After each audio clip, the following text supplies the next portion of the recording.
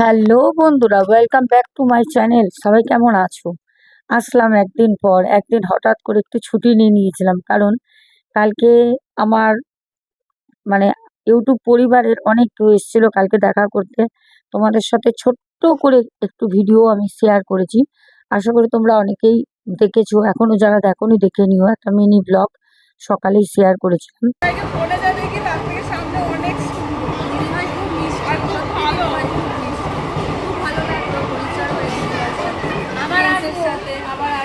বাড়িতে আমি রান্না করে খাওয়াবো সবাইকে। সবাই আগে যাবে আমাদের বাড়ি, তারপরে আমি যাবো। বিয়ে দিই, বিয়ের আগে যাবো। আচ্ছা বাবা কি বলছে? বাবাকে দেখো, বাবা লজ্জা। ঠিক আছে, খুব ভালো লাগে শোনা, এটাই বলবো, মিষ্টি। আজকে ঘটনায় যাওয়ার আগে তোমাদের সাথে আমি ছোট্ট করে কিছু শেয়ার করব, সাথে থাকো।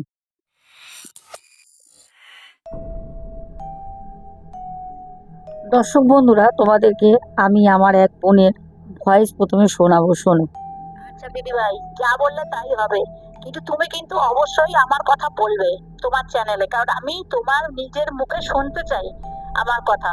কারণ আমি সবারটা শুনি, খুব ভালো লাগে শুনতে আমার, যে হ্যাঁ কার সাথে কি হয়েছে না হয়েছে তুমি বলো তো, আমি ওগুলো শুনি, আমার খুব ভালো লাগে। তাই আমি চাই যে তুমিও আমার কথা নিজের মুখে বলবে, আমি শুনবো চালিয়ে। আর হ্যাঁ অবশ্যই যাবো দাদা বৌদিতে খেতে। তা তুমি খাওয়াবে কেন? জন্মদিনে আমি তোমাদের খাওয়াবো, ঠিক আছে? একদম পাক্কা কথা।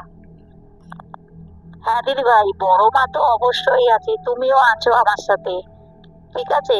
বড় মা তুমি ছাড়া আমার কিছুই হবে না ভালো। এই এই এই কথাগুলোই তো বললাম তোমাকে, যে বড় মা আর তুমি আমার সাথে সবসময় আছো। প্রিয় দর্শক বন্ধুরা, তোমরা একটি বোনের ভয়েস শুনলে। বোনের জীবনটা হঠাৎ করে খুব ভালো চলছিল, হঠাৎ করে অন্ধকার হয়ে যায়। বোনের হাজবেন্ড কোনো এক বাইরের মহিলার সাথে অবৈধ সম্পর্কে একটা জড়িয়ে পড়ে।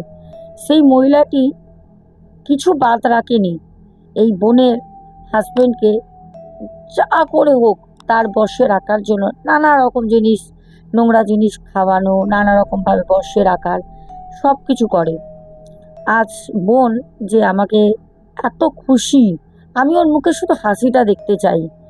আর শেষ হাসিটা আমি জানি ওকে দেবো, আমি দেবো। কারণ আজকে মায়ের আশীর্বাদ ধারণ করার পর সরি আজকে মায়ের আশীর্বাদ ধারণ করার পর বোনের জীবনটা আস্তে আস্তে পরিবর্তন হচ্ছে। আর কথা রেকর্ডিংগুলো আমাকে দিয়েছে, ওর হাজবেন্ডের সাথে এত বছর পর ওর কথা হয়েছে। তা কথা শুনে মনে হচ্ছে ওর হাজবেন্ড ওর কাছে টোটালি ফিরে আসবে। যেই মানুষটা ফোন পর্যন্ত ধরতো না, যে মানুষটা চোখের বিষ হয়ে গেছিল, সেই মানুষটা আজকে সময় দিয়ে, তার একটা মূল্যবান সময় দিয়ে বোনের সাথে কথা বলছে। এর থেকে বেশি কি চাই বলো তো? একটা স্বামী স্ত্রী যে বউর সাথে কথা বলতো না, ওর মুখ দেখা পছন্দ করতো না, যে একদম বাইরের মহিলার সাথে খুব ভালো ছিল, বউর কোনো খোঁজ খবর নিত না, আজকে সে বউর কথা শুনছে, আজকে সে বউর কথা শুনছে। বলো তো এটা এটা কতটা আনন্দ। যাই হোক, ভয়েসটা শুনিয়ে আজকে ঘটনায় ফিরবো, কারণ বোন আমাদের বলেছিল, তোমরা শুনতেই পারলে, যে দিদিভাই তুমি যেরকম সবার কাজে হলে পারে বলো, আমি তোমাকে বলছি, পারমিশন দিচ্ছি, তুমি আমার কথা বলো, আমি শুনতে চাই। যার কারণে আমি কিন্তু তোমাদেরকে ভয়েসটা শোনালাম, যে বোন নিজের মুখে বলল যে আমি চাই তুমি আমার কথা বলো, ঠিক আছে? তো চলো এবার ঘটনায় ফিরি। আজকের ঘটনাটা এতটা ভয়ঙ্কর হতে চলেছে, প্রিয় দর্শক বন্ধুরা, সবাইকে বলবো খুব খুব খুব মনোযোগ সহকারে ঘটনাটা শোনো। একটা করে লাইক করে দাও, যারা এখনো পর্যন্ত ভালোবেসে চ্যানেলটা সাবস্ক্রাইব করোনি করে নিও, পাশে থেকো। এবার ঘটনাটা শোনো। ঘটনাটা পাঠায় হচ্ছে আলিপুর দুয়ার থেকে, উত্তর দিনাজপুর আলিপুর দুয়ার থেকে ঘটনাটা আসে। আলিপুর দুয়ার থেকে আমাদেরকে যে দিদিভাই ঘটনাটা পাঠান, ঘটনাটা এতটাই ভয়ঙ্কর, ধারণা করতে পারবে না ঘটনাটা কেমন ঘটে। শোনো, আমাদের দিদিভাই বলেন, আমার বাড়ির একদম পাশে একটা বাড়িতে দীর্ঘ 3 মাস আগে একটি মেয়ে, ওর আসলে মাথাটা খারাপ ছিল, সবাই বলতো যে ও পাগল, মানে মানসিক ভারসাম্যহীন ছিল মেয়েটা। মেয়েটি খেলতে খেলতে গলায় ফাঁস লেগে যায়। মেয়েটা কিন্তু ছোট্ট মেয়ে ছিল না, 21 থেকে 22 বছর বয়স মেয়েটার, যেই মেয়েটার মানসিক ভারসাম্যহীন ছিল। ও খেলা করছিল গ্রিলের মধ্যে, যেরকম করে হোক, কি করে হয়েছে জানা নেই, কিন্তু গ্রিলের মধ্যে যেরকম করে হোক ওর ফাঁস লেগে যায়। তো যেহেতু বাড়িতে ওর মা বাবা, মেয়েটার মা বাবা দুজনেই কিন্তু কাজ করে। মাটা একজন স্কুলে, মানে ওই মাসি যে থাকে না স্কুলে বাচ্চাদের দেখাশোনা করে, ওরকমই একটা ইংলিশ মিডিয়ামে স্কুলে মাটা সার্ভিস করে।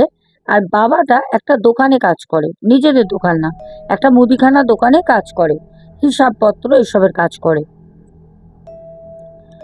দুজনেই বাড়িতে ছিল না, মেয়েটি একা ছিল। মেয়েটিকে গ্রিলের সাথেই ওর বাবা আর মা বেঁধে দিয়ে যেত, কারণ মেয়েটার যেহেতু মানসিক ভারসাম্যহীনতা, ও যেহেতু মানুষের সাথে কথা বলতে পারে না, যদি খোলা থাকে বাড়িতে, যাই হোক তাদের অল্প কিছু হলো বাসনপত্র আছে, সোনা দানা অ্যাসেট বাড়িতে নাই থাকুক, যদি কোনো সময় দরজা খুলে ফেলে, ও তো হাঁটাচলা করতে পারে, মাথাটা খারাপ, হয়তো কেউ বেল বাজালো গিয়ে দরজাটা খুলে দিল, ওর সাথেও খারাপ কিছু ঘটতে পারে, অথবা বাড়িতে চুরি ডাকাতির মতনও জিনিস ঘটতে পারে। যার কারণে মেয়েটির মা বাবা সব সময় মেয়েটিকে ওই ওদের পেছন দিকে, ঘরের পেছন দিকে, ঘরের ভেতরেই পেছন দিকে একদম একটা গ্রিলের গেট ছিল, যেটা খুললে পারে ওরা ওই সাইডে গিয়ে বাসন টাসন মাজে, ওইদিকে একটা কল আছে, ওইদিকে যাতায়াত করতে পারে। ওই ঘরের ভেতরে ওইখানে গ্রিলের মধ্যে ওকে বেঁধে রেখে যায়। যখন মা বাবা বাড়িতে থাকে ছুটির দিন, তখন কিন্তু খোলা থাকে, যখনই বাড়িতে কেউ থাকে না তখন কিন্তু মেয়েটিকে গ্রিলের মধ্যে বেঁধে দিয়ে যাওয়া হয়। সেরকম সেই দিনও মেয়েটাকে গ্রিলে বেঁধে দিয়ে যায়, কিন্তু হঠাৎ যখন তার মা বাবা সন্ধ্যাবেলা আসে, প্রচণ্ড চিৎকার, ওর মায়ের কান্নার শব্দ শোনা যাচ্ছে। আমার বাড়ির পাশে, আমি ছুটে গেলাম, গিয়ে বললাম কি হয়েছে দিদি? ওর মা, আমার মা, মানে আমি ওর মাকে দিদি বলতাম, তা আমি গিয়ে তখন বললাম যে কি হয়েছে দিদি, কাঁদছো কেন?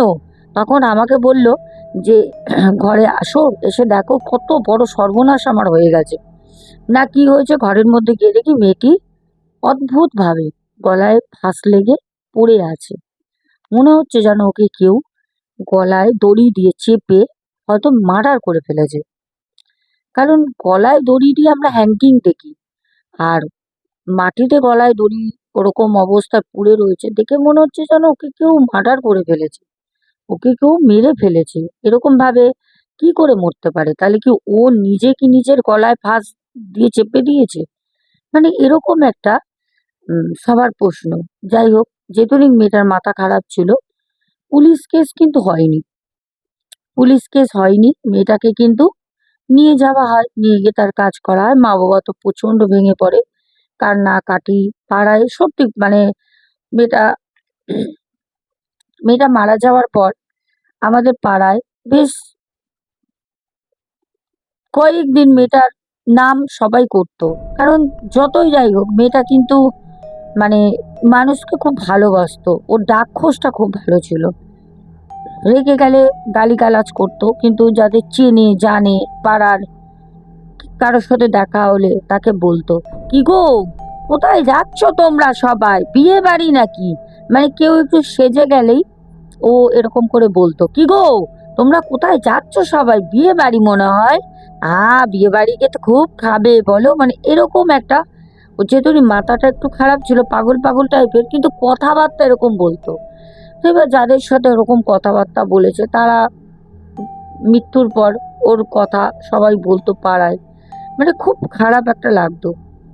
আমাদের দিদিভাই বলেন যে আমি কি বলবো আপনাকে, ঠিক যখন ওর মানে কাজকর্ম সব হয়ে যায়, অতদিন তো ওর মা বাবা মেয়েটার কোনো জায়গায় যায়নি, কাজকর্ম হয়ে যায় আস্তে আস্তে, এবার পরের কাজ, যেহেতু উনি একটা স্কুলে কাজ করে, বাবা একটা মুদিখানা দোকানে কাজ করে, পরের আন্ডারে কাজ, তো সেখানে তো যেতেই হবে।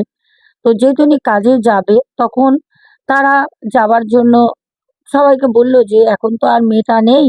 তো আগে যখন মা বাবা কাজে যেত তখন ওই আমাদের বাড়ি, ওই পিছনের বাড়ি যেদিকে কলপাড় ছিল, তো ওইদিকে মেয়েটির মা বাবা সবাইকে বলে যেত যে মেয়ে তো বাঁধা আছে, যদি খুব চিৎকার চেঁচামেচি করে আমাদের একটু ফোন করো, ফোন করলে পরে যে হোক ওর বাবাকে বা আমি আসবো ছুটে। তো সেরকমই, আর তো কাউকে বলার নেই, মেয়েটি তো আর নেই পৃথিবীতে, মারা গেছে। তো যাই হোক, তা চলে যায়। তো হঠাৎ করে দিদিভাই বলছে দুপুরবেলা 1:30-2টো বাজে, খুব ভালো করে মনে আছে, বাইরে ঝড় উঠেছে, বেশ ঝোড়ো হাওয়া চলছে। আর আমি দুপুরবেলা দোতলার ঘরে উঠে জানলার সামনে বসে আছি। কেন কি জানি না, আমার মনটা ওই মেয়েটার জন্য খুব খারাপ করছে। কারণ ও যখন ছাদে উঠতো, মানে ছুটির দিনে ওর মা মাথায় শ্যাম্পু করে দিত ওকে ছাদে বসিয়ে, ও যখন আমাকে দেখতো দোতলার জানলায় কোনো সময় দাঁড়িয়ে আছি, ও আমাকে উপর থেকে বলতো যে কি গো, আমাদের বাড়ি আসো, বিয়ে বাড়ি যাবে, বিয়ে বাড়ি। ও শুধু না বিয়ে বাড়ি বিয়ে বাড়ি বলতো। আর ও জীবনে একটাই কথা বলতো, আমার কোনোদিন বিয়ে হবে না, আমাকে কেউ বিয়ে করবে না, আমি তো পাগল, বলে জিভ বের করতো, এরকম করতো। আমি তো পাগল, মানে ওর যে এই কথাটা বলার মধ্যে কতটা মানে করুণা ছিল, কতটা কষ্ট ছিল।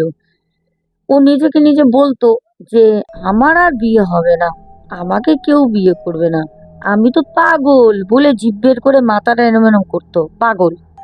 তো এই জিনিসগুলো করতো, সেইগুলো না আরো অনেক কিছু কথা মনে পড়ছে।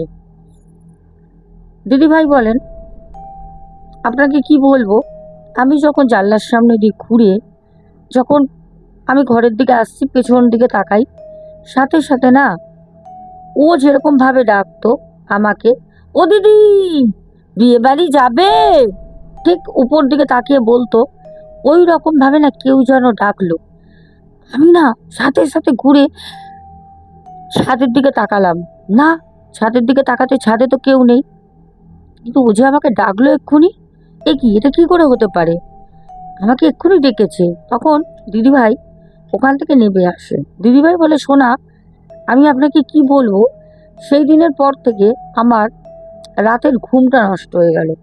দোতলায় আমি শুতাম, আর দোতলায় আমি থাকতাম, আমার না শুধু মনে হতো ও আমাকে ডাকছে, ও দিদি বিয়ে বাড়ি যাবে, বিয়ে বাড়ি, আমার বিয়ে হবে না, আমি তো পাগল, ওই কথাটা বলতো।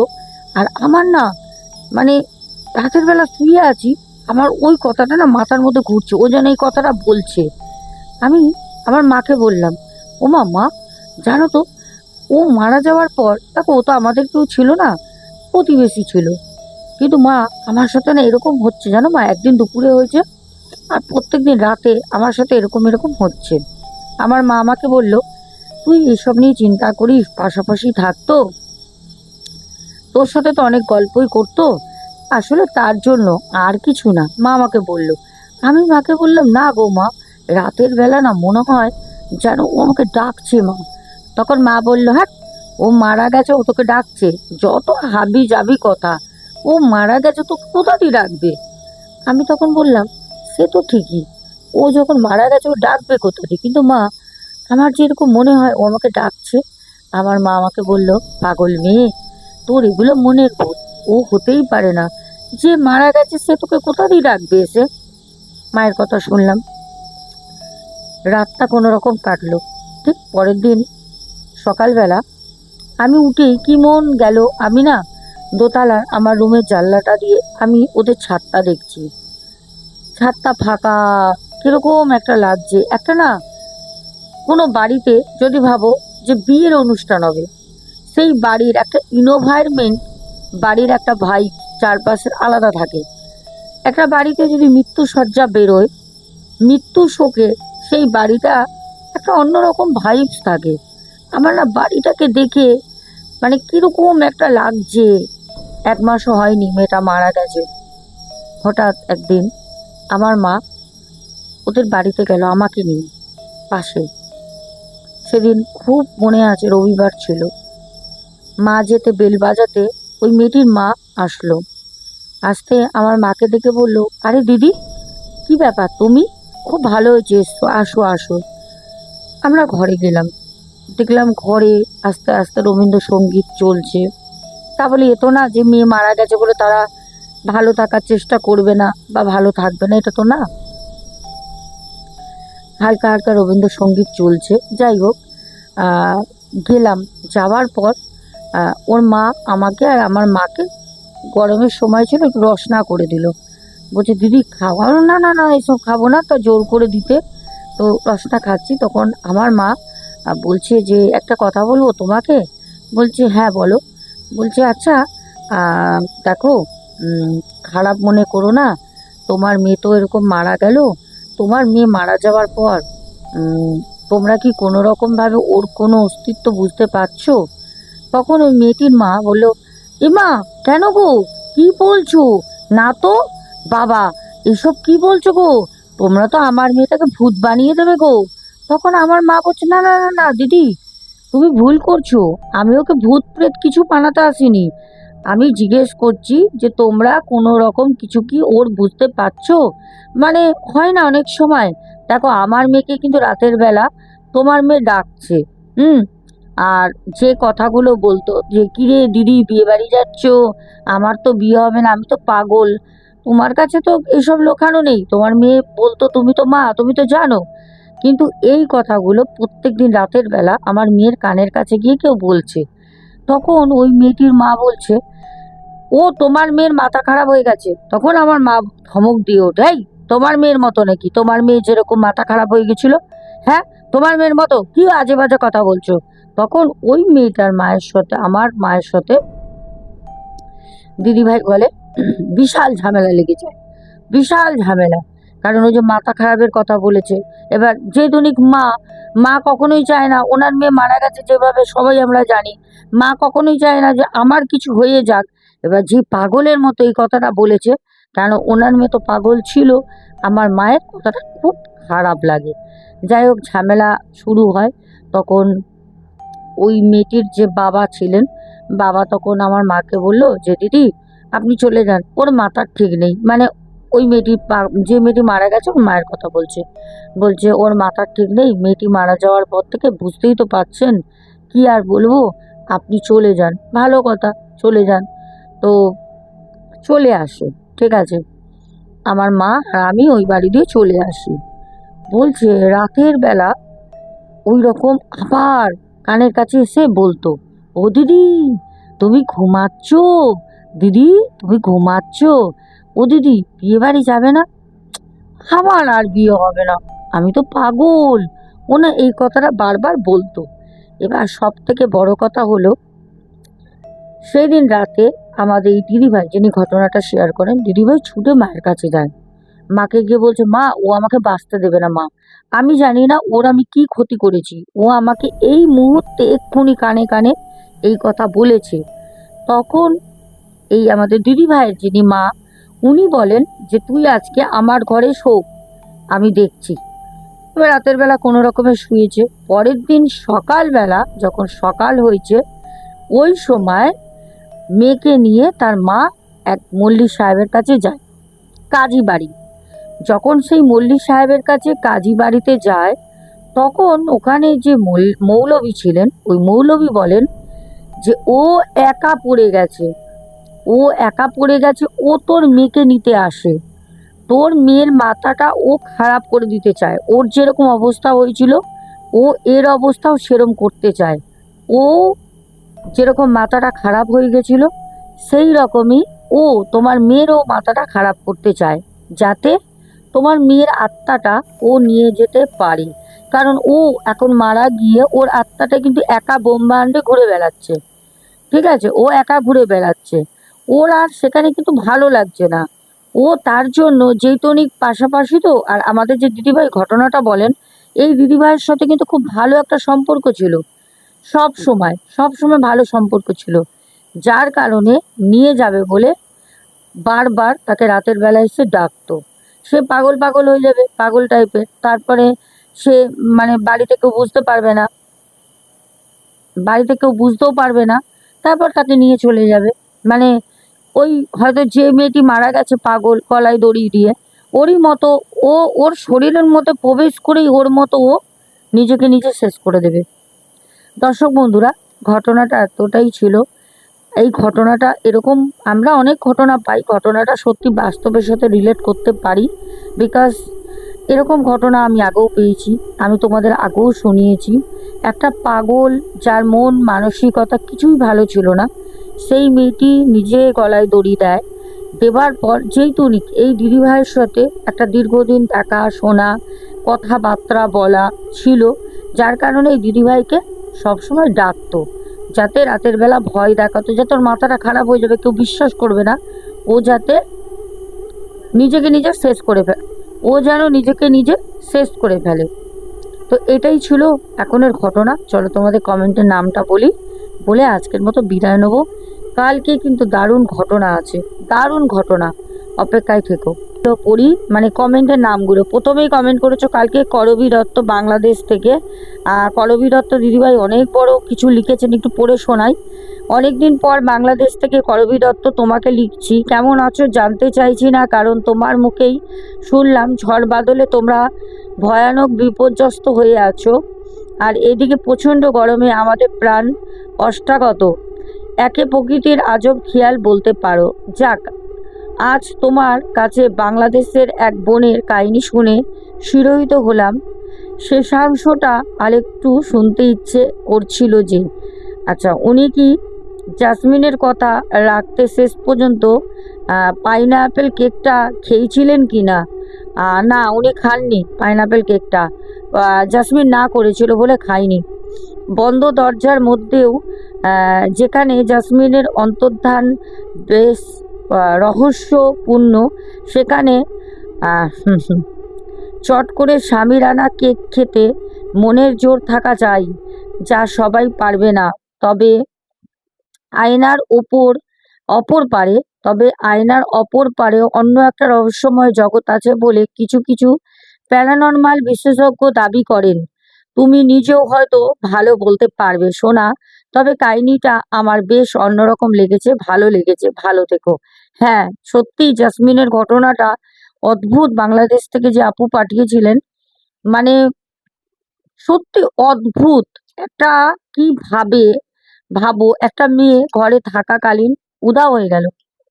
সাগরিকা রয়, তারপর কমেন্ট করেছে টিনা পরামানিক, তারপর কমেন্ট করেছে করবী দত্ত দিদিভাই, সন্তুর দুনিয়া। এই সন্তুর দুনিয়া বোন, আজকে শর্টসে কি বলেছো? যদি আমি মারা যাই, আমার শেষ ইচ্ছা তোমার সাথে দেখা করার, ফোন ছুঁড়ে মারবো একদম। না, আমার সাথে দেখা না করে তুমি কোথাও যাবে না, যত মরে যাই বেঁচে যাই আশা, সব বাজে বাজে কথা। আচ্ছা, তারপরে রেশমি ভট্টাচার্যা কমেন্ট করেছো, তারপর আবার সন্তুর দুনিয়া তুমি কমেন্ট করেছো দিদিভাই হঠাৎ করে তোমার ঘরে অন্ধকার হয়ে গেল, কারেন্ট চলে গেল। হ্যাঁ, প্রচন্ড ঝড় বৃষ্টি হচ্ছিল সেদিন। তারপরে কমেন্ট করেছেন সুনীল ভট্টাচার্যা, আপনার কি মনে হয় জাসমিন একজন জিন ছিল? আমার তো তাই মনে হয়, অবভিয়াসলি আমারও তাই মনে হয়। এমনকি বাংলাদেশের যে আপু ঘটনাটা শেয়ার করেছেন, উনিও কিন্তু পরে বলেছেন, পার্সোনালি আমাকে বলেছেন যে ওটা জিনই ছিল। পায়েল রয়, তারপর শুভঙ্কর ঘোড়ই, তারপরে কমেন্ট করেছো মিন্টু সর্দার, দিদিভাই আপনার ভয়েসের ডিস্টার্ব। অ্যাকচুয়ালি আমি নিজেও জানি না, আমি বলতে পারবো না। কালকে যেহেতু বাইরে আমার অনেকের সঙ্গে মিট আপ করা ছিল, আমাদের ইউটিউব পরিবারের খুব কাছে ভালো সম্পর্ক বহুদিন ধরে তোমাদের সাথে হয়ে গেছে, তো তারা এসেছিল অনেকটা সময়। আমি একটি বাড়িতেও ছিলাম, যেখানে এই ভূত প্রেত জিন এসব বিষয় নিয়ে ডিসকাস হচ্ছিল, তো এসির মধ্যে ছিলাম। তো হঠাৎ করে দুবার বাইরে বেরোতে হয়। দেখা করতে এসেছিল যেই বোনরা, আমি তাদের সাথে দেখা করতে আসি রোদে, আবার তাদের গাড়ি নিয়ে আসি, আমি আবার গাড়ি করে যাই। আসলে কি বলতো, ঠান্ডা গরম লেগে গলাটা আবার গেছে। পায়েল রয়, তারপর কমেন্ট করেছে টিনা ঘোষ, তারপরে জবা দেবী কমেন্ট করেছো, বলেছো হ্যালো দিদিভাই, আপনার ঘটনা আসার সঙ্গে সঙ্গে আমি দেখে নিয়েছি। আপনার জাসমিন কোথায় গেল? আমি ডানকুনি থেকে জবা চক্রবর্তী বলছি। আচ্ছা, প্রথম কথা, আমার জাসমিন না, আপনার জাসমিন, মানে আমি তো জাসমিনকে চিনিও না, তাই না? আচ্ছা, জবা চক্রবর্তী বলছি, আপনার ঘটনা খুবই ভালো লেগেছে, জাসমিনকে খোঁজ লাগান, আমাদের এদিকে খুব ঝড় বৃষ্টি হচ্ছে। অ্যাকচুয়ালি জাসমিনকে খোঁজ লাগালেও জাসমিন আসবে না, কারণ জাসমিন ছিল একজন জিন, কোনো মানুষ না। তারপর কমেন্ট করেছো ঋতু হাজরা, সন্ধিয়া মণ্ডল দিদিভাই বলেছো আহ, ভালো, তুমি কেমন আছো সোনা বনু? আচ্ছা আচ্ছা, তুমি ভালো আছো, আমিও মোটামুটি আছি দিদিভাই। তারপর কমেন্ট করেছো সৌমেন ঘোষ, দিদি তোমাকে আমার মনে আহ হয় বড় মার মতন দেখতে। ওরে বাবা, কিছু কিছু সময় একটা কথা বলবো, আমি জানি না আমাকে বড় মায়ের মতো দেখতে কিনা, তবে বড় মাকে আমি মনে প্রাণে খুবই ভালোবাসি। রাত দিন বড় মায়ের নাম জপ করতে থাকি, আর বড় মা আমার সাথে থাকেন আমি জানি। তবে প্রিন্সও বলে যে হ্যাঁ, আমাদের এই সৌমেন ঘোষ ভাই বলল যে বড় মায়ের মতো দিদি তোমাকে দেখতে লাগে, তাই জন্য আমি কথাটা বললাম, নাহলে হয়তো শেয়ার করতাম না। বনশ্রী দে দিদিভাই, তারপরে নিবেদিতা কর, তারপর আমাদের আব্দুল হক ভাই বলেছে বেশ ভয়ানক ঘটনা, তার উপর কারেন্ট চলে যাওয়াতে ঘটনা একটা ভৌতিক আবহ তৈরি হয়েছে। একদম, ধন্যবাদ দিদি ঘটনার জন্য। আচ্ছা, মৌরয় বৃষ্টি বলেছো বাবা গো, আমার মনে হয়ে ও অন্য কোনো জগতের এলি এলজেন ছিল। এলজেন, এলজেনটা কি বল? হ্যাঁ, এলজেনটা কি? অ্যাঞ্জেল, হ্যাঁ হতে পারে, স্পেলিং মিস্টেক হয়ে যায়। তারপর প্রিন্স শ্রাবণ কমেন্ট করেছো, তারপর পাপ্পু দে ভাই, স্বপন রাউত, ভাস্কর অধিকারী, তারপরে শ্বেতা সাউ বলেছো তোমার আজকে ভিডিও সেট আপটা খুব দারুণ লেগেছে দিদি। হ্যাঁ আমি জানি, আমি যখন খাটের উপর বসে ঘটনা বলি তখন তোমাদের সবারই ভালো লাগে, কারণ আমার শুরুটাই খাটে বসেই আমি প্রথম ঘটনা বলতাম, শুরুটাই ওখান থেকে। আর তোমরা যে এত ভালো, তোমরা কিন্তু মানে ওই চাক চমক মানে এটা নিয়ে সেটা নিয়ে পছন্দ করো না, তোমরা কিন্তু সেই কালের সেই পুরনো সেট আপে বসে ঘটনা বলা দিদিকেই পছন্দ করো, আমি জানি। এই না হলে আমাদের পরিবার। সঙ্গীতা দিদিভাই কমেন্ট করেছো, তারপরে পিন্টু ঘোষ, কিউট দিশা ব্লগ, তারপরে অমৃতা সরকার বলেছো খুবই রহস্যময় একটা ঘটনা, ওনারা কি কোনোভাবেই জানার চেষ্টা করেননি যে মেয়েটা কে ছিল? অবশ্যই করেছে, মেয়েটি জিন ছিল। ওনারা মসজিদে গিয়ে জানার চেষ্টা করে, যখন বলে সবকিছু। আর মেয়েটার মায়ের কাছেও তো গেছিল, যে করবি যে কাজের মেয়েটি ছিল পূর্বে, সে তো দেখে দিয়েছিল। যখন তার কাছে যায়, সে আবার জাসমিনের মায়ের কাছে নিয়ে যায়, বাবা ছিল না। তো তার মা বললো আমার মেয়ে তো আসেনি। আর তার মাও জানায় যে আমার মেয়ে নাকি ছোট থেকে ওরকম আহ আয়না নিয়ে বসে থাকতো, আয়নার সামনে দাঁড়িয়ে থাকতো। মেয়েটির পরিচয় বড্ড বেশি কৌতূহল সৃষ্টি করছে। খুব ভালো লাগলো, তোমায় খুব মিষ্টি লাগছে। সাথে দেখো কি দিয়েছে, দেখেছো? উম গোলাপ ফুল, red heart, white heart, pink heart. আচ্ছা, কৃষ্ণা মুখার্জি বলেছো সোনা বোন, আমি শ্রীরামপুর থেকে শুনছি, ঘটনাটা খুব খুব ভয়ঙ্কর। লক্ষ্মী ভট্টাচার্য বলেছো লাভ ইউ টু বনু। টিনা আচারিয়া কমেন্ট করেছো, তারপর টুকু সাবারবাল, তারপর প্রদীপ দাস, তারপর কিষাণু মান্না বলেছো বৃষ্টির মধ্যে ভূতের ঘটনা দারুণ, তাই চলে আসলাম তাড়াতাড়ি ঘটনা শুনতে, খুব ভালো। তারপরে সায়ন চৌধুরী বলেছো ডেঞ্জারাস ঘটনা শুনলাম। রেশমি ভট্টাচার্য বলেছো দিদিভাই ঘটনা শুনতে চলে এসেছি। আচ্ছা, সুজাতা দাস দিদিভাই কমেন্ট করেছো, তারপর আবার রেশমি আহ ব্যানার্জি, তারপরে মৌমিতা মাইতি, তারপর কমেন্ট করেছো রত্না সরকার। আচ্ছা, সুমনা ভট্টাচার্য, রেখা অধিকারী দিদিভাই বলেছে সোনা দিদিভাই দারুণ লাগে তোমার পুরনো সেট আপটা, সত্যি মাঝে মাঝে আমিও মিস করি বলে তো বসে বসে ঘটনা বলি, আমি জানি তোমরাও পছন্দ করো। নীলিমা সিং, আচ্ছা, তারপরে কমেন্ট করেছো সর্বশ্রী শীল, তারপর রূপা দে, তারপরে কৌশিকী ঘোষ সোমা দাস পরিবার থেকে, সিদ্ধার্থ পুরকার, রীনা চৌধুরী, মামন দাস, মৌমিতা ঘোষ, তারপরে শ্রাবন্তী ভট্টাচার্য, সবার কমেন্টগুলো পড়লাম। আর বলে রাখি, তোমরা অনেকেই আমাকে বড় মায়ের কাছে পুজো দেওয়ার জন্য আমার হোয়াটসঅ্যাপে তোমরা আমার কাছ থেকে ফোনপে নিয়ে অনেকেই মায়ের জন্য তোমরা মূল্য পাঠিয়েছো যে দক্ষিণা দেবে, তুমি মাকে গেলে আমাদের নাম করে পুজো দিয়ে দিও। আমি আশা করছি আগামীকাল রবিবার বা সোমবার দিন আমি মায়ের কাছে যাব। সবার জন্যই কিন্তু আমি মাকে বলে প্রত্যেকবারই পুজো দিয়ে আসি, এর আগেও তোমরা দেখেছো। তো যাই হোক, চলো এখনের মতো আসছি। Good night, love you all, tata. সবাই খুব ভালো থেকো, দেখা হবে আগামীকাল ঠিক রাত 10:30টায়।